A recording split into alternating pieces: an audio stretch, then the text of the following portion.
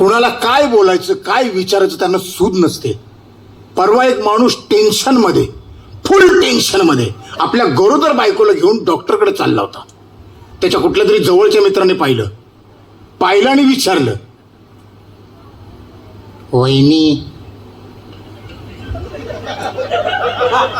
गरोदर आहे?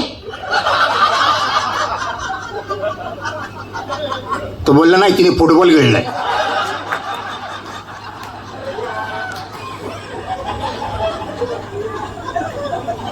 माणसं आहेत, कधी काय बोलतील त्याचा नेम नाही.